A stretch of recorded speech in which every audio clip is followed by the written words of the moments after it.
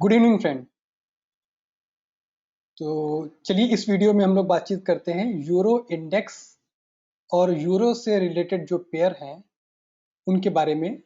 हम लोग weekly chart के बेसिस पे एनालिसिस करेंगे। जैसे कि डॉलर इंडेक्स की वीडियो में मैंने बताया था, जो ये रेड लाइन इंडिकेट कर रही है ये रेजिस्टेंस को इंडिकेट करती है, और जो ये ग्रीन लाइन इंडिकेट कर रही है, ये हो गया, ये हो गया, ये जो है सपोर्ट को रेजिस्टेंस करती है। तो इस वीडियोस में आपने देखा कि ये, एक सेकेंड, हाँ, इस जोन से लेके इस जोन तक पिछले 1 से 2 2021 मई 2021 से लेके अब तक ये इसी रेंज में डॉलर इंडेक्स जो है, मैं डॉलर इंडेक्स की बात कर रहे हैं, डॉलर इंडेक्स जो है इसी रेंज में ट्रेड कर रहा है अभी। अगर इसको चार्ट के हिसाब से देखेंगे तो ये जो ब्राउन लाइन है, डार्क ब्राउन लाइन, ये 200 मूविंग एवरेज है, पिंक लाइन 100 मूविंग एवरेज है, और ये लाइट ब्राउन लाइन जो है वो 50 day moving average, 50 week moving average को इंडिकेट कर रही है। तो एज पर कैंडलस्टिक ये तीनों ही मूविंग एवरेज के ऊपर चल रहा है। तो यहाँ पे साफ इंडिकेट कर रहा है कि डॉलर इंडेक्स जो है वो, सॉरी, यूरो इंडेक्स जो है वो बुलिश जोन में है। अब हम इसके और पेयर के बारे में बात करते हैं। एग्जाम्पल के तौर पे, जैसे पिछले वीडियोस में मैंने बता रखा है यूरो यूएसडी के बारे में, लेकिन फिर भी एक बार देख लेते हैं, क्योंकि यहाँ पे हम यूरो इंडेक्स और यूरो से रिलेटेड पेयर्स के बारे में बात कर रहे हैं। ये देखिए,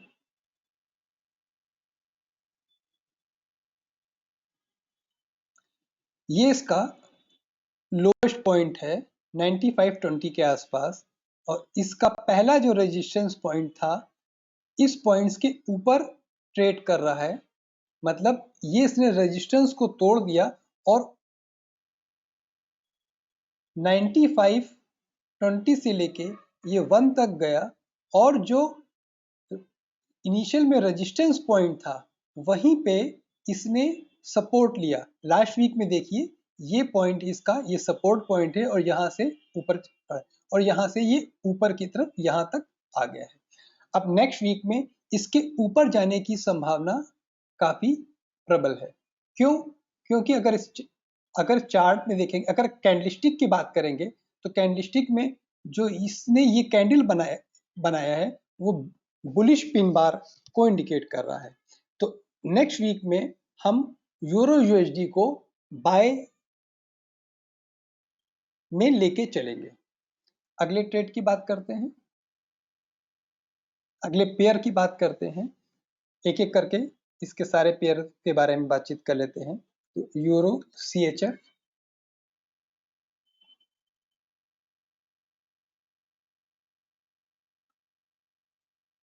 यूरो सीएचएफ का ये चार्ट पैटर्न है, और इसका पहला रेजिस्टेंस था, ये पहला रेजिस्टेंस था, ऊपर गया तो जो कि सपोर्ट हो गया। दूसरा रेजिस्टेंस था, इसके भी ऊपर रन किया, सपोर्ट हो गया। तीसरा रेजिस्टेंस था, इसके भी ऊपर गया, और ये चौथे रेजिस्टेंस के ऊपर ये रन कर रहा है। अब इसका जो मेजर रेजिस्टेंस आएगा वो एटलीस्ट इस पॉइंट में, जो ये इसका जो सपोर्ट था पहले, वही अब यहाँ पे as a major resistance work करेगा।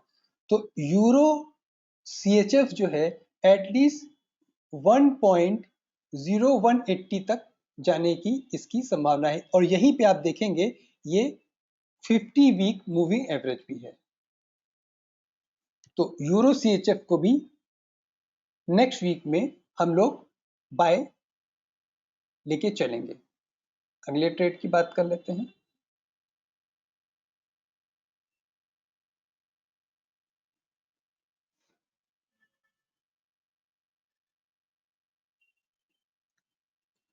यूरो कैड,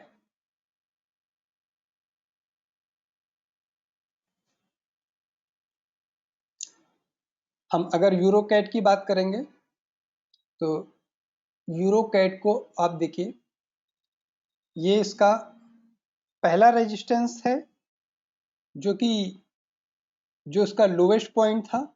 इस लोवेस्ट पॉइंट पे इसका 1.2860 के आसपास का था, और इसका जो पहला रेजिस्टेंस था, जो कि अब ये सपोर्ट का काम कर रहा है।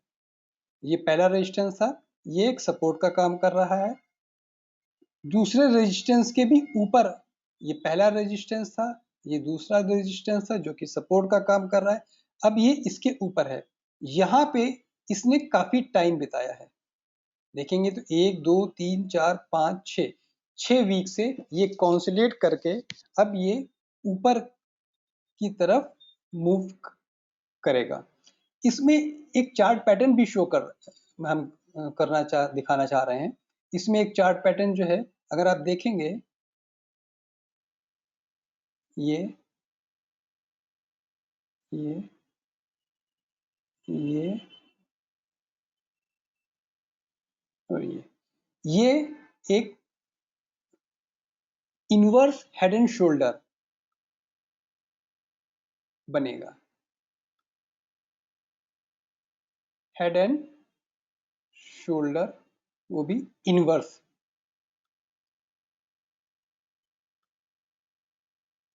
हेड एंड शोल्डर बनेगा, जो कि अब यूरो कैट जो है वीकली चार्ट पे एटलीस्ट 1.45 तक जाने की इसकी संभावना है। क्लियर है? अब अगले चार्ट पे बात करते हैं, जो कि यूरोपेयर में ही, यूरोपेयर फैमिली से ही आता है, यूरो जीबीपी।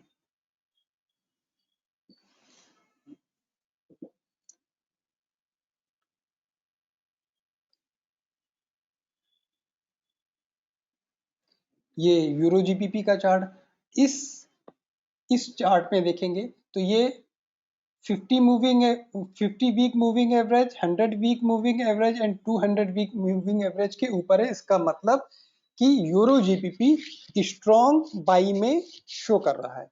दूसरा, अगर इसको भी अगर आप चार्ट पैटर्न में देखना चाहेंगे तो ये एक प्रकार का, इसने कहीं ना कहीं, यहां से लेते हैं,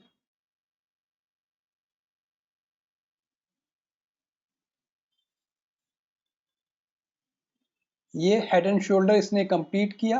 हेड एंड शोल्डर के बाद जो इसका लोएस्ट पॉइंट होता है नेक, उसको टच करने के लिए ये नीचे आया, जो कि यहाँ पे शो कर रहा है, और अब यहाँ से ये ऊपर की तरफ जाने के लिए तैयार है।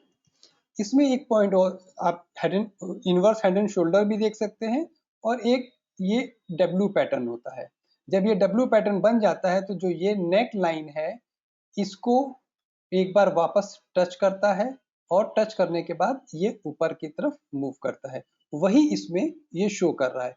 इसने यहाँ पे ऐसे टच कराया, फिर लास्ट वीक की कैंडल में इसने पूरा पूरा बुलिश दिखा दिया। अब यहां से ये ऊपर जाने के लिए स्थिति में है। अगले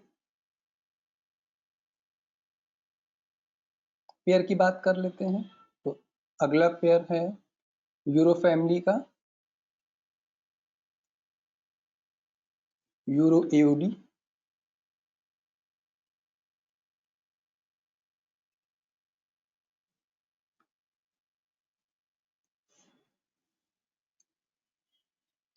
ये भी एक प्रकार का जो चार्ट में है वो 50 वीक मूविंग एवरेज के ऊपर है, प्लस यहाँ पे एक कॉन्सोलिडेशन में है, कॉन्सोलिडेट कर रहा है, और कॉन्सोलिडेशन के बाद ये ऊपर जाएगा। इसमें भी सेम चार्ट पैटर्न बन रहा है। आप देखेंगे तो ये इसने क्लियरली डब्ल्यू बनाया। डब्ल्यू बनाने के बाद जो इसकी नेक थी, यहाँ पे इसने टच किया और इसके बाद ये ऊपर की तरफ जाएगा। जो इसकी ये नेक है एग्जैक्टली उसी नेक के पास आया और इसने ऊपर की तरफ जाएगा।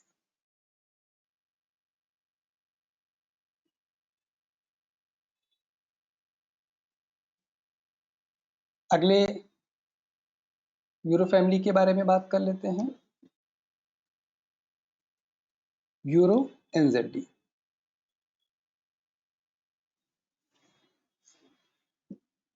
लगभग आपने देखा है कि सभी में एक जैसे पैटर्न बन रहे हैं। इसमें भी आप देखिए क्लियरली बुलिश है, बुलिश के साथ साथ देखिए सेम डब्ल्यू पैटर्न बनाया इसने। डब्ल्यू के बाद ये रिवर्स किया और रिवर्स में नेक के आसपास ये अगला हफ्ता ऊपर जाने के लिए की तैयारी करेगा। तो इसका मतलब आपने देखा जितने भी यूरो के पेयर थे वो पेयर ये शो कर रहे हैं कि ये यूरो के पेयरों का कहीं ना कहीं बॉटम आउट होके और ये ऊपर की तरफ जाएंगे, जो कि बहुत लंबे समय से ये बेरिश जोन में जितने भी पेयर थे यूरो की वो सारे पेयर बेरिश जोन में चल रहे थे। इसका एक साफ इंडिकेशन है कि कहीं ना कहीं डॉलर इंडेक्स का टॉप हो चुका है। तो इसके पहले की वीडियो में मैंने डॉलर इंडेक्स और उससे रिलेटेड पेयर्स के बारे में बताया था। इस वीडियोस में मैंने यूरो और उससे यूरो इंडेक्स और यूरो फैमिली के पेयर्स के बारे में बताया है। नेक्स्ट वीडियो में हम जेपीवाई फैमिली के पेयर्स के बारे में बातचीत करेंगे। तो आज के लिए बस इतना ही। आगे की वीडियो के लिए हम आपसे जल्दी मुलाकात करेंगे। बहुत बहुत धन्यवाद। Thank you.